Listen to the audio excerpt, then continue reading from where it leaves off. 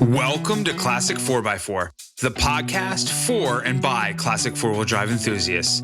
I'm your host, Chris Piccone, and you can follow the podcast on Instagram and Facebook at classic4x4_trucks. Also, make sure you subscribe to the show on your podcast listening platform and check out our website at classic4x4.com. And make sure to reach out to us if we can help you sell your classic, custom, and modified truck or 4x4. Welcome to Season 3 of the Classic 4x4 podcast. As everyone knows or may not know, this season is dedicated to listener requests for guests and topics. So today we actually have our most requested listener, which many of you may already know because you requested them. We got well over 200 requests for today's guest. And today's guest is Sean Barber from Anything Scout and New Legend 4x4. What's going on, Sean? Yeah, man. Glad to be here. That's pretty cool. I am equally glad for you to be here. We have a ton of common friends who helped to link us up, and we finally get to speak with each other. But I have to give credit where credit is due, because I did mention as part of having Season 3 being all listener requests that I would give some shout outs to the people that requested the guests or topics. And in this case, we had like well over 200 listener requests to hear you. So the people want to hear Sean. So I can't name all 200 because that would be a show in itself. But the person that I can name who was actually the first to request you, which is a mutual friend of ours, which is Pat Kessler. And for those of you that don't know Pat, or actually goes by Patrick Kessler, Pat can be followed on Instagram at Scout Legacy. He has an awesome patina Scout, which is a complete sleeper, which actually I think you did the LS swap on, right? Yeah. The drivability conversion. Yes, and I believe you did a ton of suspension work on that also too, right? Yeah, and we can talk through what I mean by drivability conversion, but we used to use the term LS swap, but then it quickly evolved into addressing everything related to the driving characteristics and interaction of the driver with the vehicle. So it was a whole thing. So yeah, his truck received that full treatment. Which I think is on the Anything Scout website too, when I was doing a little research today. Yeah, I can't remember. I think we might have done a video too on it, one of our driver series videos. But yeah, cool story. That's one of my favorite stories. He's had the Scout for like 20 years, has already created tons of memories and experiences in it. And then, just kind of giving it a reboot and a new chance at a new life, and really exciting. I love that. It's a complete sleeper too. When you look at it, it's just this like patina sunburst. Is sunburst yellow or sunshine yellow? What's the factory color? Yeah. I think it's like sunburst yellow or sunshine yellow. And you look at it and you're like, oh, that's kind of cool. Like maybe like, a shade tree mechanic kind of slaps that thing together, and all of a sudden you pop the hood, you look underneath it, you look inside, and you're like, whoa. There's something serious with this. That's right. And most importantly, it's well used. And that's my favorite thing. Oh, he has it on the trails. He's got his rooftop tent on it. And Patrick is just a great guy in general. I'm very fortunate to know Patrick because he happens to live like 2 beach towns south of me. And we know each other from the classic four-wheel drive community here in the Jersey Shore. And we have some mutual friends. And hey, he put us together. So again, the credit goes to this episode to Patrick Kessler. Check out his Scout at Scout Legacy. You can follow him on Instagram at Scout Legacy. But without further ado, let's talk a little bit more about Sean. For all of you out there that aren't familiar with Sean, Sean is one of the founders and runs Anything Scout, which is basically the premier parts reseller distributor of Scout parts. They also do drivability conversions, which we're going to talk about a little bit more, but also is one of the founders of New Legend 4x4, which I love talking to investment quality builders. And anybody that's into Scouts, New Legend 4x4 is the premier investment quality Scout builder out in the world. So if you don't follow them on the social channels, follow Anything Scout, New Legend 4x4, go check out their websites, check out their work, and, let's talk a little bit more about it, Sean. So, sure. Everybody wants to know, like, who is the person behind the businesses, like how do you go from being a guy in the Bay Area that acquires this little like scout parts business in the Bay Area to next thing you know, you move it out to Ames, Iowa, you launch New Legend 4x4. Like, where did the passion come from as a young buck, right? And how do you end up to where you are today? Yeah. So I actually grew up in Connecticut, so a fellow East Coast guy. And I was grateful to have that upbringing in kind of rural Connecticut, because it was just a lot of open land and a lot of woods to explore. And so I had a father who was not like necessarily the best teacher, but he definitely like enabled and allowed us a long leash, to like, so I think as a little guy, man, I was always taking apart like appliances and just really good at taking things apart, not so great at putting them together. But then that in middle school, it was into like bicycles and like riding mowers. I had the privilege to grow up next to a landfill, and my father knew the owner of the landfill, and he used to let us like go through this. And back in the day, they had like garbage, wood and construction materials, and metal. And so we'd go to the metal section and get bicycles, find like fully ready to run tractors, like riding lawnmowers, and like just all this stuff. And so we always had stuff like that happening. And then went out for my 15th birthday, my dad bought me a 69 C10 pickup, short bed, fleet side, 2-wheel drive. And so that was when I was 15. By the time I was 16, I had six of them. And I was buying and selling and taking parts. I'd take the 307 out of one, put it in another one, and take a 396 big block and put it in my truck. And I just kind of had this whole little business going, which is funny as I reflect on that now. And then when I was 18, I moved to California. And funny story. After the C10, I got this 1970 Buick Skylark for $35. And through my C10 business, I'd acquired this GMC Sprint that had a really hot motor. That was like, this car was like legendary around Bridgeport, Connecticut. And so I took that motor out, and when I moved, I had to junk the Buick, but I took the motor. It was a Chevy 350. And actually, when I moved to California as an 18-year-old, I had a suitcase and I shipped my small block Chevy out with me, which is really funny. And so, and then I met my now wife as a young dude, and she had just bought a brand new 1994 Jeep Wrangler, a YJ. And I got the opportunity to and in California, there's a lot of open land. As you know, in the Northeast, there's not a lot of open land to go four-wheeling. So out west, though, is this whole new world of off-road adventure. And so we took her 94 Jeep Wrangler and went to this place called Hollister Hills and just started off-roading, and I put a lift on it. I started building that, but I just never loved it. Like I just didn't resonate with the great fuel injection and just the modernity of the platform. I just didn't love. And in 1995, we got married in 94. In 95, my brother-in-law bought a 78 Scout, and I drove it, and it was like love at first drive. The size was just, it's smaller than a Blazer or a Ram, but bigger than a Jeep, like a CJ or YJ. And so I just loved it.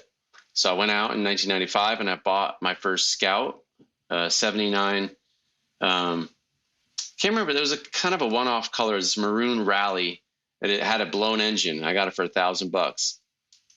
And then the good news is I had a small block Chevy sitting in a storage unit. So I started the process of putting that Chevy engine into the IH Scout.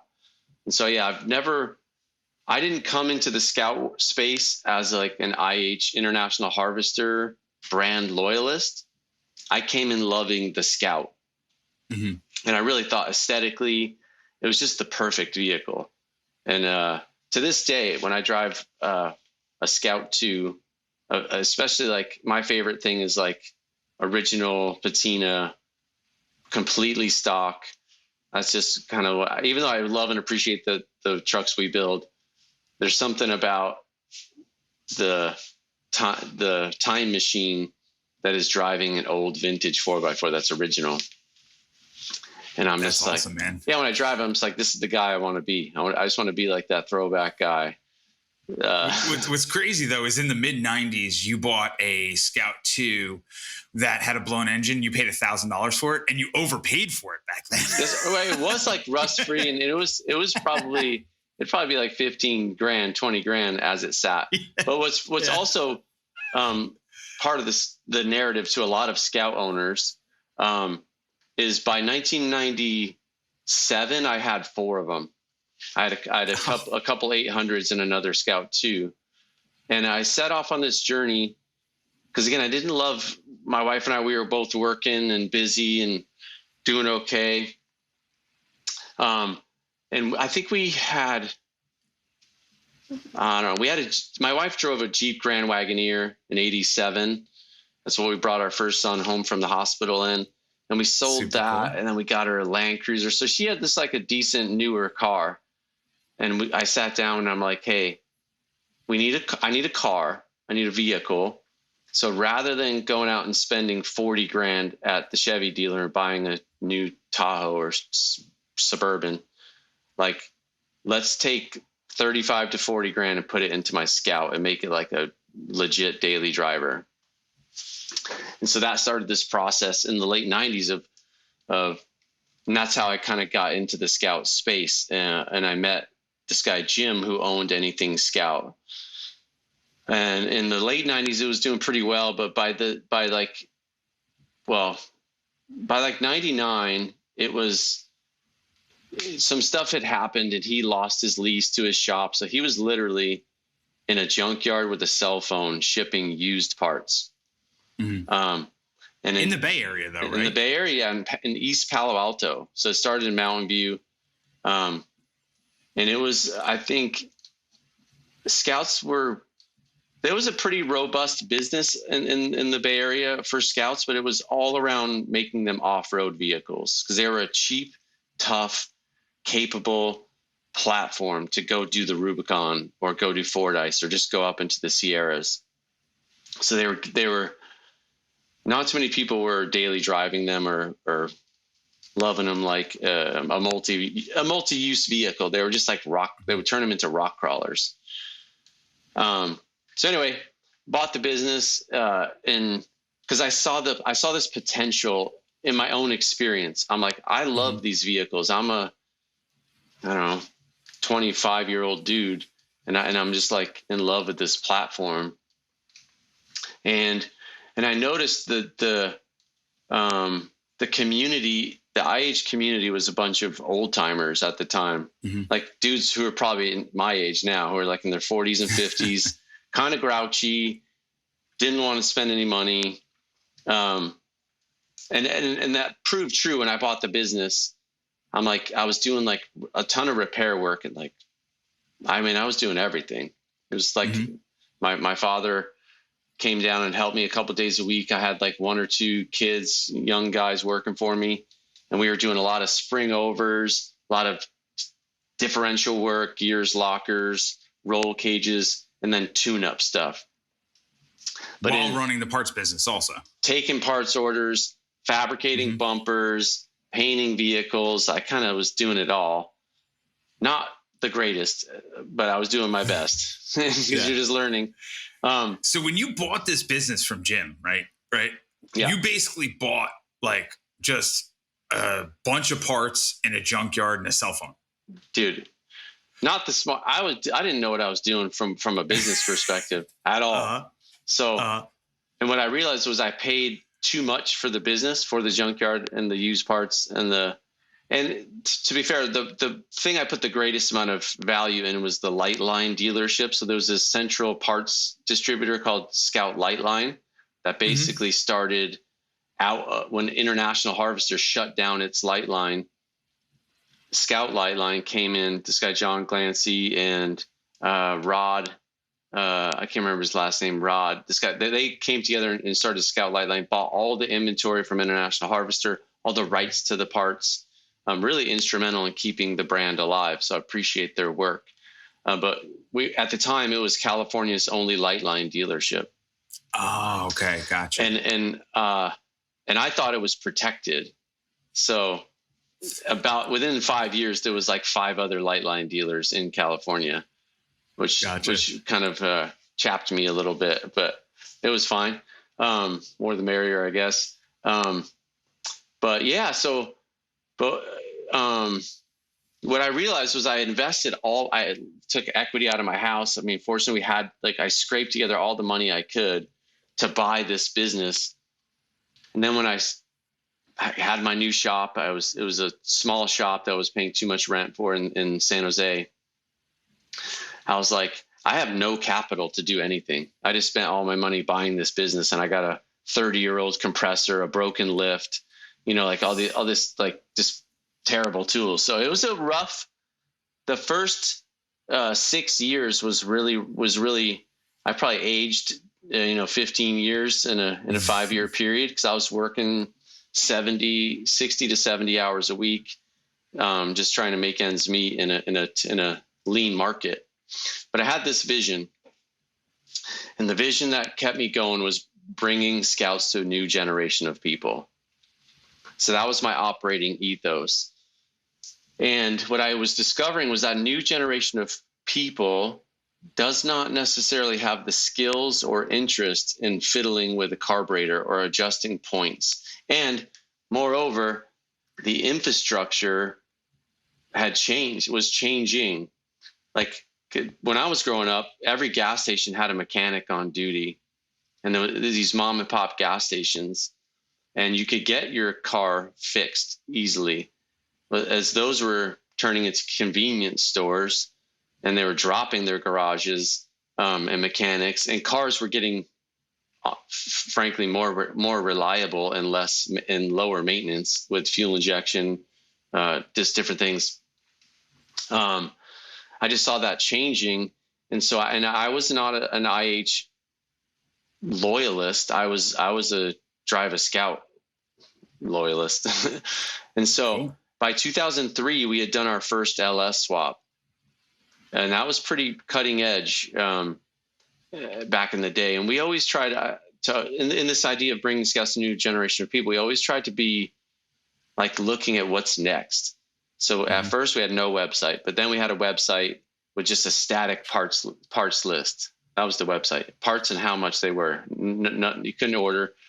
And then no e-com integration. It was purely just call the 800 number and we'll tell you if we still have it for that price. But then we were the first company in the Scout space to have an e-com site. We were the first to do a lot of things. And that was always because we were trying to reach a new generation of people and get Scouts in the hands of young people. And so it was an exciting time. But by 2006-07, I was totally burned out. I had 4 kids by then, and my family was important to me. And as we talk about family in real life, I essentially said, like, hey, I need to work, not just out of passion, but out of like duty to provide for my family. Because my wife was working in the tech field, and by the time our third kid was born, my second daughter, she wanted to be a stay-at-home mom. And we both did. We wanted that for her, and I was like committed to doing that. But the irony was, I was working to provide for my family, but I didn't really have a family anymore because all I knew was the shop. I was at the shop 70 hours a week. Just working. Yeah. And so I'm like, something's got to give here. And California at the time, and still to this day, is a tough place to do business. There's a lot of regulation, a lot of high tax. There's a lot of opportunity, but we were servicing the entire country for Scouts, and people would ship us their Scouts to work on them. So I kind of said, like, hey, it could be strategic, because I didn't want to be, this is just me personally. I didn't want to just be a mechanic my whole life. I love working on stuff and fixing things. but I wanted to build like awesome new scouts, you know? And so we kind of said like centralizing to the Midwest, and I had never even been to the Midwest. I grew up in Connecticut till I was 18, took a plane, flew across the country to California. So I lived on both coasts, and I resonated with coastal people, but I knew nothing about the kind of center of the country. And so, yeah, we had a friend that moved to Iowa, and he was like, hey, come visit us. And so we visited, and we're like, man, we just took my wife and I took this collective deep breath and just said like, man, the pace is so slow here. Like we could build a cool shop here and actually get a bigger space than 1,100 square feet for $3,000 a month. And so we did it, man. We started putting things in place. And then that move also almost killed me. So I drove back and forth from California to Iowa, probably 15 times, moving all of the stuff. And so did your friend live in Ames, Iowa, or? Yeah, he had moved he moved from the Bay Area to Ames. Okay, gotcha. So just on a whim, you visited your friend. You're like, you know what? I'm going to move here, and I'm going to move my entire business from the Bay Area to Ames, Iowa. Yes, crazy. Yeah, that's awesome. I love that. And it was great, man. And so we were able to buy a building, and then and I've always been a guy that likes to invest in people, and so I've found success in hiring young people, and then training and mentoring and kind of building them up and equipping them. And so in 2008, by 2010, I'd had about 3 or 4 guys, young 18-year-old, good character, hardworking guys who are now leading our team who are 15 years later. They're the heart and soul of our team. And so as in the early 2000s, bringing scouts to a new generation of people, I always had this looming, lingering question in the back of my mind. What's next? And what would be the ultimate expression of our craft? As we were learning like how to restore, how to make scouts better. And what you learn from manufacturers, I know you've restored a few Jeeps, like you learn, like you get to dissect and understand the things that they did wrong. Like, for example, scouts rust pretty bad. Yep. And one of the reasons is they didn't use any coatings. Like you could get some Zybart or Z-Bart coatings from the dealerships, but outside of that, they would stack like 3 layers of metal. Like in the rocker area, there's 3 layers of steel sandwiched together with 0 coatings in between.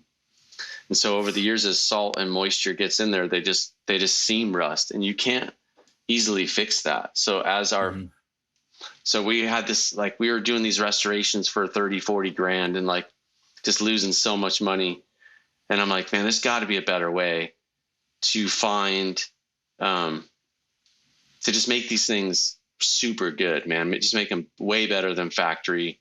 And at the time, by the time in 2013, we did our first YouTube video. At the time, most businesses were engaging and promoting through forums. And I just never liked the forum platform. I don't know why. I'm in that boat too. It's just, it doesn't appeal to me either. Okay. Not the biggest, like I'm not one that's in forums. Like I will say I will go into Facebook groups here and there, purely because I have to tell you the wealth of knowledge you can get out of a Facebook group. Yes. But it's more organized than a forum is. You know, but I'm on the same boat. We are definitely, but that's like the last 3 to 4 years, right? Like Facebook groups have really kind of come to their own. So in 2013, we made our first YouTube video, and that changed our whole business because it was able to relate what we do to people's real life experience. And that is they dream about their scout, they get a scout, and in their head, it's like this certain experience of them with their hair blown in the wind, like going camping, like doing this stuff. And then, but the reality is you put the key in the ignition's probably broken, but if you get it to turn over, you have to pump it 10 times. And if you don't get the sequence just right, it's just flooding out and it's just running like junk. And then it's scary down the highway. And then I over-revved the 304 through a rod, through the bottom of the block. Exactly. And then like the Torque Flight 727 started to like, shimmy a little bit. That's right. So anyway, then By 2016, and I'm sorry to talk so much, but in 2016, we got a call from a friend named Cam, who owns a company in New Hampshire called Nemo Equipment. And we were dreaming about what's next. Like, what is the ultimate expression of our craft? Meaning, so we've modernized the engine and drivetrain, but the suspension and chassis is still old, and it still rides like a 50-year-old design vehicle. So I had this idea of taking a Jeep JK chassis and retrofitting it onto a Scout and making it look proper and be proper, because our vision has always been to build functional, beautiful functional vehicles, not show trucks. I always hated car shows where you just invest your life in this car and you take it to a parking lot and open the hood and sit in the lawn chair next to it and go like, ask me questions about, like, no, I want to go use these trucks. Were built to be used. And so that's kind of, but anyway, these forces came together, are these ideas, and a customer that would actually give us the thumbs up and go for it financially, even though we still lost a ton of money on that build. But that launched the new Legend model. At the time, it was Anything Scout building a new Legend model. And then it just evolved, and we continued to try to build a strong brand, which is different than just running a company. When did you spin off New Legend so it became its own entity? Like, when I look at, Anything Scout is, the parts and drivability conversion side of the business, correct? But then New Legend is a separate business, which obviously leverages all the, amazing resources and platform that Anything Scout has. But New Legend really is, in what I call, and again, this is a Paul Potratz, quote that I stole from him when I interviewed him. And for those of you that don't know Paul Potratz, he owns Helderberg. Very similar story to, what you have. Is he wanted to have a daily driver Defender and then ended up founding Helderberg. And Helderberg is like the premier investment quality Defender builder. And I look at New Legend as the premier investment quality Scout builder out there. So at what point did you make that transition and say, I'm going to have a separate entity, a separate business that's going to leverage the platform of my existing business that is going to build these impeccable, bespoke investment quality builds? By like 2017, 2018, we had fully made the transition. And I think one thing that's important is competence, and competence comes from caring and skill and reps. Like, when I see companies out there, regardless of what platform they're working on, but when they've built one or two, our first couple New Legend trucks are good and they've held up and stand the test of time. But our newest trucks, after I think we've built maybe we're in the 30s to 40s range, like 30 to 40 rigs. I should know that. But man, you start to get excellent at doing it, because it's like this art, but you have to do it the same way over and over to get really repeatable results and reliability. And that's been it's a hard business. And man, I hope you can come out to Iowa sometime and check out the shop, because our guys are the heroes of the story. We have about 20 people on our team, and they all care about what they do, and they support each other, and we learn from each other, and they're all committed to, the funny thing is I'm always the bad guy, because I'm like, we got to get this truck done, because if we don't get it done, and that's one of the most difficult things about the bespoke high-end business is timelines. Because you tear into this body. And one thing I love about the Scouts and about our story is we're committed to real steel, like Scouts with a story. Like, every Scout that we restore has a story. It has a previous life. I just had a customer come out, and we were looking at pictures of his starter truck. And oftentimes, unfortunately, it's like it's passed through 5 or 6 different families, and you don't really know the story. But this truck had like this gold miner on the hood, like this hood emblem. And when I showed that to the customer, he was just like, "That's amazing, man!" He's this big NFL guy, and he's just like, "Do you have that gold miner?" And so, like, as he was looking at his new Legend truck, we're like, "This is what." He knew from pictures that this is what his truck looked like. And this is the story that I know, but being able to hand him that little gold miner emblem, he was just like so stoked. And that's awesome. Cause I think like, and you tell me, I think, and I don't know about the Land Rover space, but in the Bronco space, I would say most companies don't even restore. They're not restoring Broncos. They're just building them from scratch. Right. You see it a lot in the Bronco space. It depends. I mean, I think it depends I'll tell you in the Jeep space, in the CJ space, you pretty much like, and I've done this myself with a CJ8, is started literally with a VIN tag and a title and built it from ground up. And what's crazy is you can pretty much buy almost all those parts on outside of the frame, a throttle down customs frame and some Dana 44s. And obviously, the AMC engine, the Tremec, transmission, the Dana 300, transfer case, the bulk of it, you can buy almost all those parts on Amazon. It's wild. It's crazy. It's absolutely wild, but you see it ground up, and it's more accepted in the Jeep space than it is in the Bronco space. Like, in the Bronco space, it's very similar to the Jeep space where nobody wants fiberglass tubs, right? Yes. And it devalues it. But people want steel tubs, but they're okay with steel repop. Yeah. I am constantly looking at the market, valuing the market, looking at trends. And I will say that the numbers that do the vehicles and the trucks that do the best numbers are the ones that are the most original, right? That have the most original components, which sometimes that's a good thing. Sometimes it's a bad thing. Right. Definitely takes longer. A lot longer. And I'll tell you, like, I am going through this right now. I bought an 82 J10, Jeep J10. Okay, excellent. With 63,000 original miles. The thing was bone stock original. When I tell you bone stock original, amazing. But you learn that, rubber dry rots, right? Yes, right. There's not any rust on it. And it lived its entire life down south in a dry climate. But when you go to change the sending unit and your mechanic drops the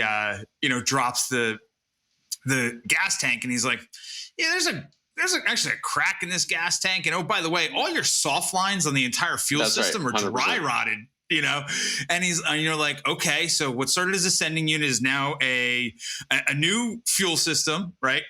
Everything but hard lines. And then he's like, oh, hey, I also noticed that while we're talking about dry rot, every single rubber component of your cooling system is also dry rotted. And he's like, oh yeah. And all the seals, like your water pump's weeping a little bit. So it's probably got to be resealed. So at that point, we're going to pull the water pump off. So might as well just replace it. And then I got to take the radiator out anyway. So let's just replace the radiator. So then what starts with a sending unit, replacing a sending unit, is like all new soft lines, all new in the fuel system, all new tank, and then it turns into all the new soft lines in the cooling system, a new water pump, and then it just like snowballs. So yeah, originality is great, but there's it's old stuff, and it's gotta it has a life expectancy. But I will say, at the end of the day, the more original a truck is, the more willing an educated buyer is willing to pay a premium for it. Even it does, trust me, it could be, a new Legend, investment quality build, right? But, if it has the original truck, the original tub, obviously it's going to have the original frame, but the original Dana 44s, but have obviously been rebuilt from top to bottom, right? People like the 304s, the 345s, the Torque Flight 727s, but people love. And this is actually another wild thing that I've noticed, where you do an LS swap in a CJ or a 350 swap in a CJ, people are like, nah, I'm not really interested. I want an AMC 401 or you know, a 360 or a 304, right? Or you know, a 258, you know, which, hey, by the way, 258s, which is my favorite engine. We're in early scouts for a while. Yeah. Great engine. But like there's other, you know, other models like Broncos. Man, you do a Coyote swap in a Bronco. I noticed that. You add hundreds of thousands of dollars worth of value, but you do an LS swap and a Scout, and you throw the value through the roof. Yeah. Right? And you know, and that's you have these unique trends in the market that are unique to all these different makes and models. And I think you have done an amazing job catering to that market and maximizing the value in these bespoke investment quality builds. That's right. And I talk a lot about intrinsic value here and inherent value. And that's one of the things is people need to realize that, you know, a $25,000 Scout can be overvalued and a $250,000 new Legend Scout can be undervalued. Right. Yeah, that's crazy. And that is the market forces of inherent value. But, you know, before we go any further, I want to ask the most important question that I ask every single guest on this show. And I think you already answered it, but I just want to clarify it. What was your first car or truck? And was it that C10? Yeah, I mean, I did. We just had, again, like my mom and dad were great and they allowed us to have junk cars around. So yeah, that C10, but the funny thing about that story is I never drove that C10. I had it like big block turbo 400. I had it all built and I just couldn't afford a drive shaft because like I didn't know how to make one in my garage. And so, and then I would sit out there as a 15-year-old just like start the engine and rev the crap out of it. And I think I threw a rod in the motor sitting in the driveway in neutral. But yeah, so I think, it's hard. I had by the time I was 17, dude, I had like 40 cars. Well, so what was the first one that you got that you like drove when you got your driver's license, you drove it to school? I think it was a Pontiac, like a 1984 Pontiac Sunbird 4-cylinder, 2.5 liter 4-cylinder with a 4-speed. And it was rear wheel drive. So I could just do the best burnouts. And then, I got handed down when I was 17. My father had my grandmother's 69 K5 Blazer. Whoa. Really beautiful truck. My dad made the worst mistake in his life, giving it to my brother, my older brother.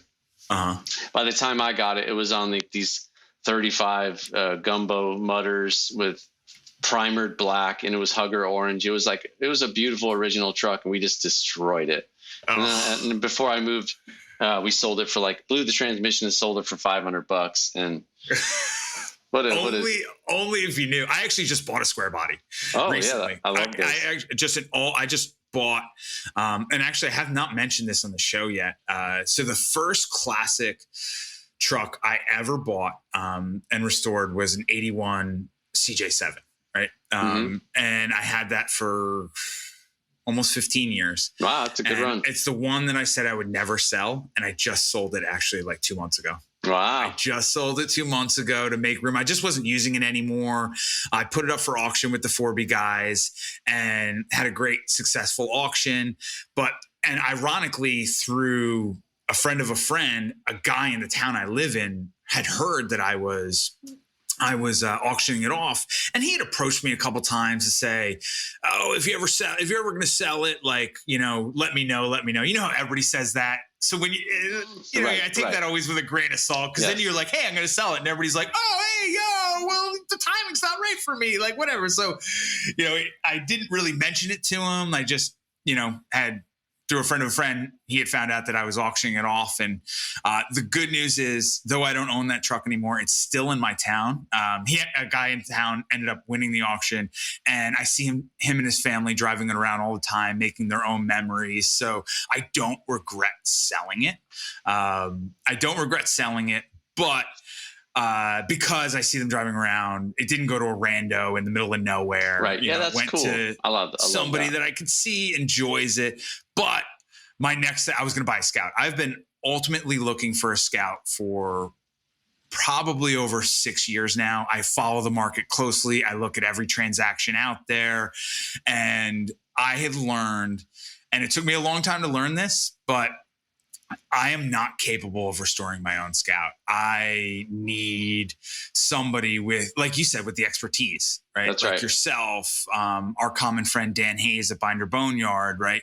Like somebody that knows what they're doing. And that's one thing where I will say, I'm usually one that will never buy. I will always build. In this case, when I do pull the trigger on a Scout, it's going to be one that's built by the right person, because that is such a unique world. There's so many little intricacies and understanding, and like you said, like 90% of them are just rotted to here and back, and some stuff can be fixed, some stuff can't. Like there's only so much you can do, and buying a $20,000 Scout in the end turns into a $150,000 Scout. Right. The hard way and the not fun way. The hard way. You're just over several years. That's right. And the worst thing that I see happens is people go down that path and still have a truck that's worth 20 grand after they put 80 into it, because it just wasn't the right recipe. It wasn't the right quality. And that's something that I think we've worked really hard to be consistent and steady. Like we say, we just celebrated since 2001. I officially took over, so that's 22 years in business, and we're going to be around for another 20, at least as long as I'm alive. But that's important. That's part of that value is like you're buying a truck with a warranty. You're buying a truck with a team behind it. And when there's that consistency in our drivability conversions through same ethos in the new Legend brand, is like we want to make them serviceable. So like if you notice, like some high-end builders like will kind of like Boyd Coddington's street rod out the engine bay where you can't see any of the AC lines, you can't see any wiring. It's all just sheet metal. And it's like, that's the most unserviceable thing. I always look when I see trucks like that, I'm like, that truck wasn't meant to drive. Yeah. And that's cool. Some people like that, just like collector quality, or they're going to take them to a car show and open the hood. But our trucks, if you're out in Moab with one of our new Legend Scouts, we want to make it so that a local mechanic, if something goes wrong or something breaks, it can be serviced by a competent mechanic kind of anywhere in the country. That changes how you build things and informs the decisions that you make on how you do things.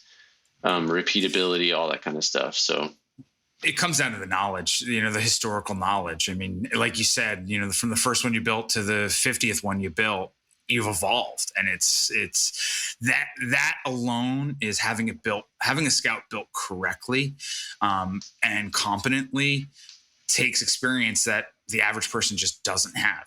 Right? Yeah. Speaking of that, on our drivability conversions, I think we've done over 230 LS-based drivability conversions.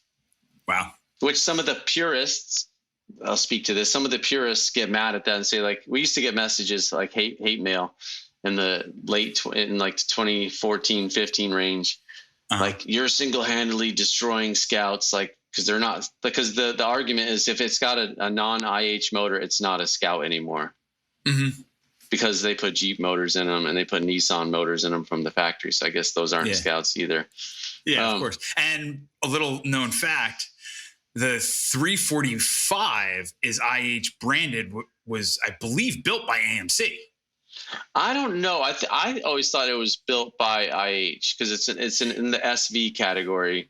Gotcha. Same 304, 345, 392, 266, kind of all the same architecture, little subtle differences. And the 196, the mighty 196. And 152. The 4-cylinder. But yeah, we don't, and we kind of honed in on a specific brand, the GM base. Like, we get so many requests for like, will you put a Hemi in it? Will you do a Coyote? And it's like, no. You know what you know, man. That's right. Yep. You know, it's, you just know what you know, and you have that experience, and you can do it blindfolded with your hands, tied behind your back, because you have the experience and the expertise to do it.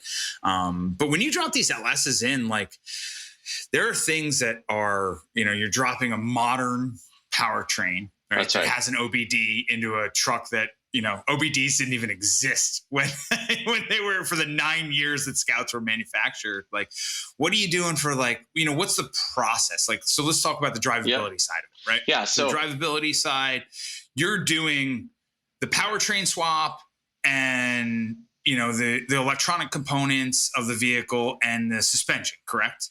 Yes. In any shop, this should be a yellow flag. So to all your listeners out there, if you talk to a shop or an individual about dropping an LS into your vintage 4x4 or a Coyote, and that's all they're doing, they're not rewiring it, they're not addressing. So anyway, that's a problem, because you have this 50-year-old platform with 50-year-old infrastructure. Now you're going to put a modern high horsepower engine into it, and it just can be a dangerous situation.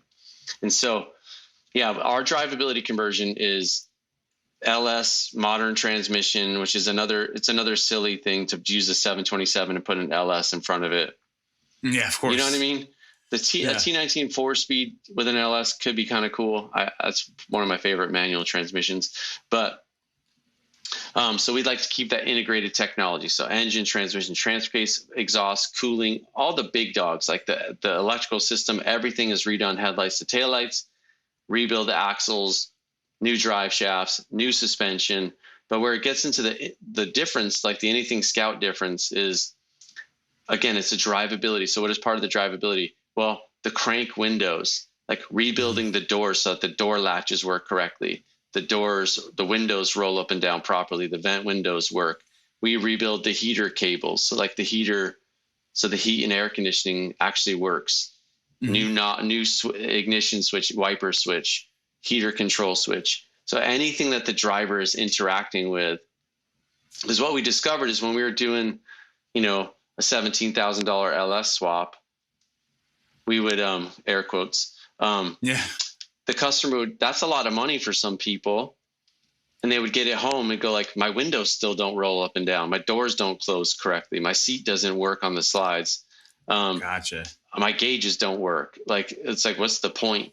And so now our drivability conversion is upwards of 50 grand, but it's, and all, I will say, from Dan to IH Parts America, all the quality, builders in the Scout space approach it. I mean, maybe not quite to that drivability conversion extent, but they're not just slapping because we get it all the time, man, like where they're like 50 grand. I called my local mechanic and he said 9 grand, he'll do everything. Good luck.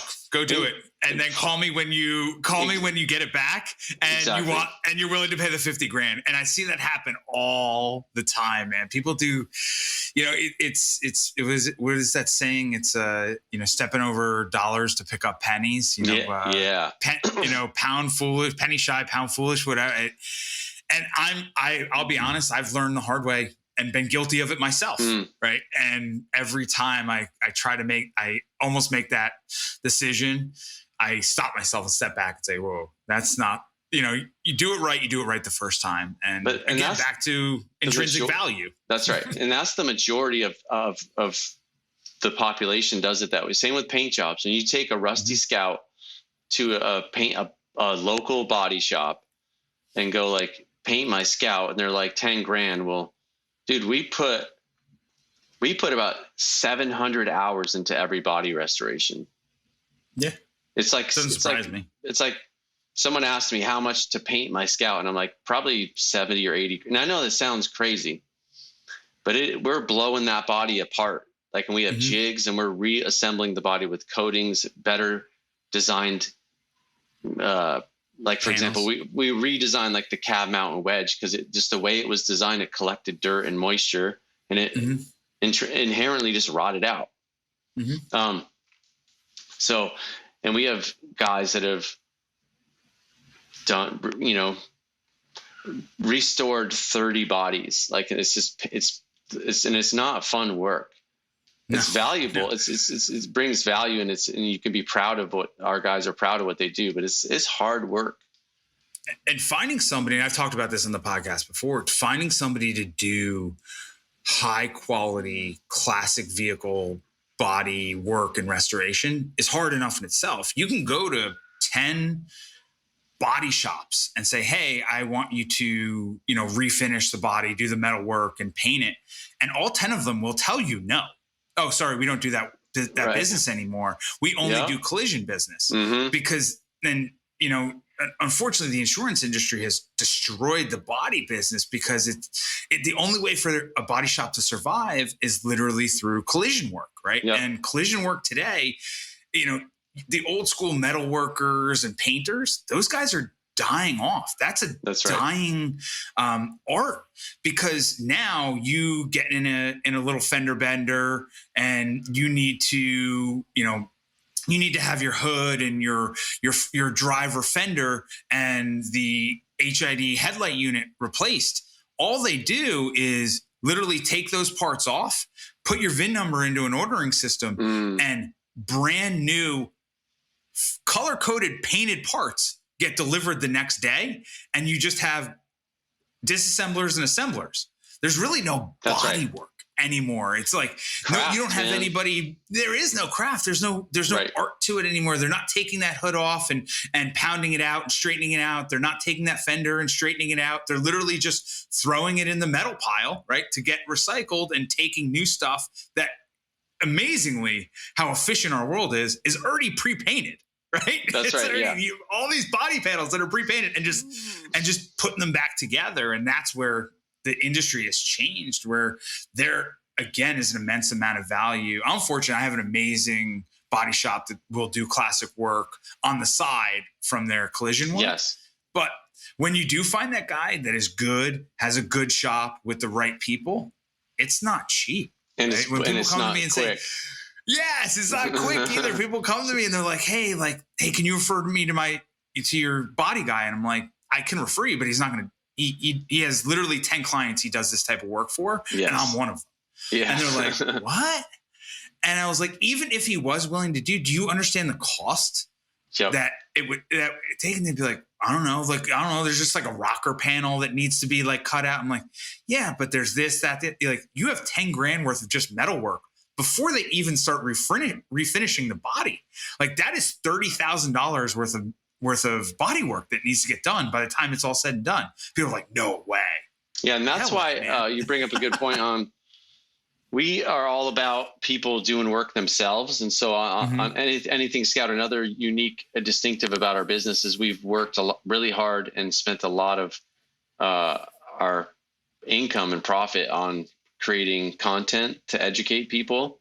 It's from even our driver series videos, as much as they're promoting what we do, we try to make them educational so that the customer can ask the right questions to that local shop, or be suspicious when it's like, that doesn't look, I've seen under the hood of Patrick Kessler's truck.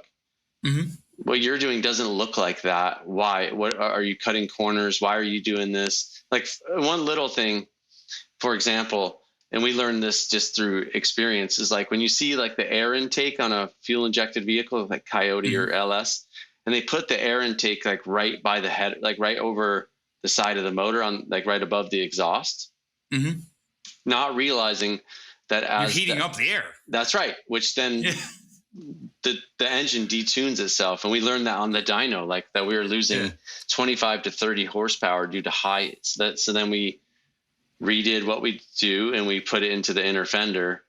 But those are like subtle little things that we're trying to educate people. Because we just want to see people enjoying their Scouts. And we believe the Scout is like, this sounds dumb, but like it really is like a dream machine. It's like it's a portal to adventure. Like when you're driving, you could be having the worst day in the world, and you hop in your old Scout or your old CJ or your old FJ or your old Bronco, and the day just gets better. Well, it might get worse if if it breaks down. Which is always, every time you turn the key is always a variable, man. Like I always tell people, it's not if, it's just when. And unfortunately, the when happens at like the absolute worst time, right? You know, you have the best night out, like having dinner with your wife, and like you're just like, this night is going great, like everything is firing on all cylinders, and I get in that, you know, that early 80s, you know, CJ, and I turn and you hear nothing, and you're like, oh, this is gonna end in like a tow truck ride home and an Uber, like, you know. But that's the fun of it, man. That's just. It goes with the territory. It is fun until it's like the fifth time it happens. You're like, I can't do this anymore. And your wife says, she's like, you know what? I'm not driving these trucks with you anymore. Like it's not happening. Which is actually, I just bought a 1990, all original 1990 K5 Blazer. Excellent. So yeah, this thing is immaculate. It is unmolested. It is all original. The previous owner, who is a very prominent collector, who I bought it from, did a full powertrain rebuild on it, but kept it all original. Cool. Everything works down to the light blue velour interior. I love but it's that. automatic. It has air conditioning. Yeah. And I will tell you, that's the one car when I say, hey, I'm going to go to the garage. I'm going to we're going to, you know, go out tonight. That's the one car where my wife says, yeah, that's cool. No problem. Yeah. Every other car out, the J10, a CJ, whatever it is, a Defender, she's like, no. Please, can we take the regular car? Can we take That's the one car where she's like, okay, no problem. We took it out to an Avon Brothers show last night. That's awesome. awesome. Up at PNC Bank Arts Center. But let's switch gears here a little bit, because you just ran in a Scout Terra, a custom built Scout Terra, the Nora Mexican 100 race, which Mexican 1000. No, I'm sorry, Mexican 1000 race. So first off, where did this little figment of your imagination that turned into an idea, that turned into reality, that turned into you running 1,000 miles in a custom built Scout Terra? Yeah, back to that. How did that all happen? Back to that dream machine. Yeah. I've been for probably like 10 or 15 years, the gym guy that I bought anything Scout from, he happened to own one of roughly four factory-sponsored, factory-backed Baja race trucks. Okay. And so I'd always seen that truck around, and I love history, and I love like understanding what did it feel. That's why I love original trucks, because like when you're driving a bone stock, that J10, some dude 35 years ago was driving that same truck. Like, what was he thinking? What was he going through? That's what I love I love feeling that feeling. And so, man, I've always just like, what those early Baja guys they're just the dudes, man. They were just going out to this unknown, no GPS, no internet. Like they would just get this hand-drawn map and go race down the peninsula in Baja. And to me, that's just crude, carbureted engines with no air conditioning. Of course not. Heat, primitive suspension, and just throw a ton of shocks on it. And so I wanted to feel that. I wanted to experience that. And so I'm restoring that Scout, and we have to do another episode, because Scout Motors, who's launching the new Scouts, like they are relaunching the brand, they partnered with me, and they're one of my key sponsors to make that Baja dream happen. And we together are bringing Scouts back to Baja. Because the last time a real factory backed truck raced in Baja was 1982. This guy named Sherman Balsh, and that's the truck that I own. So I'm restoring that truck, but that restoration is a big deal, because it was literally like a roll cage and some crates of parts. It was very abused and very neglected. So I just wanted to build a period correct Terra, and or a race truck, and I had this 4-cylinder Scout Terra that me and my son were like, it was sitting for like 10 years. We got it running, and we're like, what should we do with this Scout? And we were sitting having coffee, and I'm just like, you want to race Baja? Like next year. This was in 2022. And he's like, heck yeah, let's do it. And then I went public. And then once you state something publicly, if you're going to be a man of integrity, you got to do it. Yep. And so, I started building it, and I didn't really know I knew how to build trucks in our team. So we just built this period correct vintage race truck with a 4-cylinder. And we came in second place in our class, and we finished 33 hours, 1,300 miles. And I drove the whole time, which I'm 49, and I was like, will I be able to drive 12 hours a day for 5 days straight? That's insane. In a 4-cylinder. In a 4-cylinder, which with the 196 or yeah. And it really changed my life, man. It was wild. One of the top 3 experiences of my life. And it was so cool. Like, I was just watching some helicopter footage of the race truck, and I'm like, I can't believe this is legal.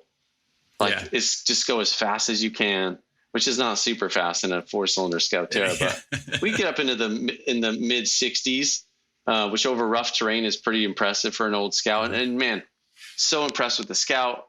So we're running again. And Dan Hayes, he's going to help be on the crew next race. He's the guy to have on the crew, man. Yeah, I'll tell you, Dan, like Dan's going to listen to this because it's you and I, who, he's a common friend of both of ours. Right. So he's going to listen to this. So we gotta give a little shout out to Dan Hayes at Binder Broner. And I will tell you, in getting to know Dan, and I will call him a friend now. I have to tell you, when it comes to the Scout space, there is nobody out there who has the technical acumen and the mechanical knowledge of a Scout. I've never met anybody that has that level of technical acumen and mechanical know-how and knowledge with a Scout. So to have him on your team is like, great. It is absolutely amazing. Trust me, there are some people that come close, right? But he is second to none, and he's always so super helpful with me. So that is the guy to have on your team, when you're running the Mexican 1000 and there's a mechanical issue that needs to get figured out in the middle of the desert. And he just embodies the spirit of it, and he'll partner with our crew, and it'll be a great thing. So yeah, we're doing some fancy stuff. I'm working with a company called JMS Engine Builders. Well, there's a company in Nebraska that's building the Sherman Balch 392, which is 12.5 to 1 compression, big hydraulic cam for an IH motor. The rumor is that motor, the 392 Sherman Balch truck, dynoed out at 350 at the rear wheels. The race Terra with the 4-cylinder was probably like 65, 70 horsepower at the rear wheels. It's like a tractor. They think we can build a horsepower per cubic inch. So I'm getting like this Hogan Racing Manifold is building a custom billet aluminum 2-barrel intake for the 196. Like we're having fun. Like the old racers, like getting creative, digging deep into the wells of like possibility. It's really cool. You mentioned something earlier when we talk about the drivability conversions for that anything Scout does with the LS is like one thing. Like I look at a lot of Scouts. I've probably looked at hundreds of Scouts and said no to all of them, right? But like the wiring is a unique issue where a lot of times it's hacked up. There's stuff isn't working. Are you custom building harnesses? Are you using custom? Are you doing them in-house, or using like a company like PSI Conversions that builds custom wiring harnesses for LSs? Like what are you doing to cross that? Because there's no painless like out of the box harness like there is for CJs. There actually is. So we partnered with American Auto Wire. We met them at SEMA like 3 years ago, and we helped really do as close to a plug and play harness as you can get for a Scout with a really good detailed instruction booklet. So that's possible, but there's a couple like Quick Wire. There's a couple of aftermarket harness companies. The key, I think, is new componentry and consistency. Like we route the wires the same every single time. So if Patrick Kessler calls me and goes, "Hey, my truck's not starting," my guys can go, go check this fuse. And it's like, sure enough, that fuse is good. And, or this wire, like when you do everything the same over and over and over, it's a little boring for our techs, but you get predictable, consistent results. And it's hard, man. Think about the recalls. Like I heard just on the radio or the podcast that Hyundai or Kia is recalling another recall, like 90,000 vehicles. Mm-hmm. And they're building like in the hundreds of thousands, if not millions of vehicles. So a small shop like ours that's building 30 trucks a year, mm-hmm.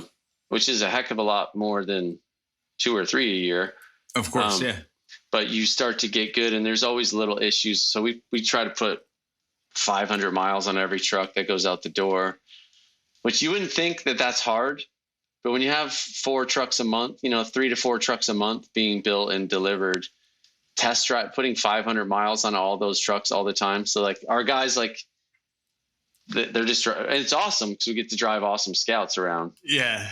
But it's like but at the end of the day, it's like, okay, who's taking this one home? Who's taking this one home? That's how it is, man. Like, are you guys going on a trip this weekend? Great. We need another 300 miles on this. Exactly.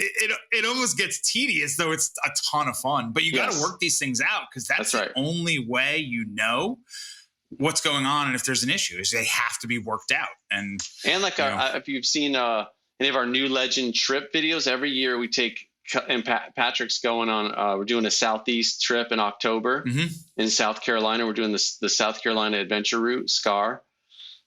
Super cool. And we like to, that's so important to us because it gets our customers, it just helps curate an experience for them so that they can do it on their own next time. But we talk about navigation, how to use the 4-wheel drive, how to do everything in the Scout and actually go camping. Oftentimes it's a new experience for them. But for us, it's like the ultimate durability test. We get to take these bespoke high-end vehicles out on the dirt and out on the rocks. And we're doing it so that we're not going to like take them through something that's going to destroy the vehicle. But yeah, they have the front and rear lockers. I mean, they're capable, competent vehicles. And so that's a big thing for us, is getting them out on a 1,000-mile road trip and using them. And these things they're purpose built, and that's what they are. I'm in the same boat as you. I'm not like a car show guy. Like that's not my thing. I don't go like, pull them up. And it's funny, Patrick Kessler, back to Patrick Kessler and I, actually, the only car show that him and I will do is our friend Mike, who owns Evolution Auto Spa. That's the only one, just because we're friends with him and we're willing to do it. That's the only one I'll do in a year, right? And meetups are great. Like it's fun to do meetups and cars and coffee. Like I'm into it, but yeah, I just don't love. I don't love when our trucks sit in people's collections.